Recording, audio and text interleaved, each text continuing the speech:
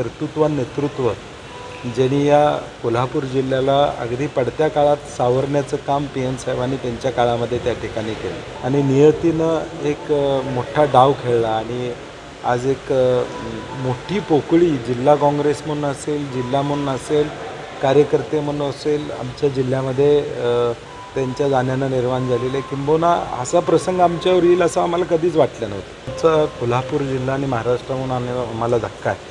वैयक्तिक मला कोल्हापूर जिल्हा म्हणून धक्का आहे, कारण की एक कर्तृत्वान नेतृत्व ज्यांनी या कोल्हापूर जिल्ह्याला अगदी पडत्या काळात सावरण्याचं काम पी.एन. साहेबांनी त्यांच्या काळामध्ये त्या ठिकाणी केलं आणि आज आम्हाला वाटलं नव्हतं. आम्ही सातत्यानं कुटुंबियांशी संपर्कात होतो.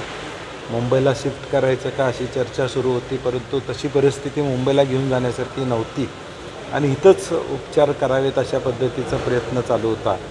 परंतु दुर्दैवानं त्या उपचाराला साथ मिळाली नाही आणि नियतीनं एक मोठा डाव खेळला आणि आज एक मोठी पोकळी जिल्हा काँग्रेस म्हणून असेल, जिल्हा म्हणून असेल, कार्यकर्ते म्हणून असेल, आमच्या जिल्ह्यामध्ये त्यांच्या जाण्यानं निर्माण झालेले आहे. किंबहुना असा प्रसंग आमच्यावर येईल असं आम्हाला कधीच वाटलं नव्हतं की अशा या प्रसंगाला आम्हाला तोंड द्यावं लागेल असं आम्हाला कधीही वाटलं नव्हतं. आम्ही म्हणजे आदरांजली वाहनं ह्या सगळ्या गोष्टी बरोबर आहेत, परंतु आज ही जी काही धक्का जो काय आम्हाला जी काही उणीव आम्हाला त्यांची भासणार आहे ती उणीव कदापि भरून निघणार नाही. असं नुकसान आमचं आणि आमच्या जिल्ह्याचं त्या ठिकाणी झालं. अशाच नवनवीन अपडेट पाहण्यासाठी आमच्या KK न्यूज चॅनेलला सबस्क्राईब करा.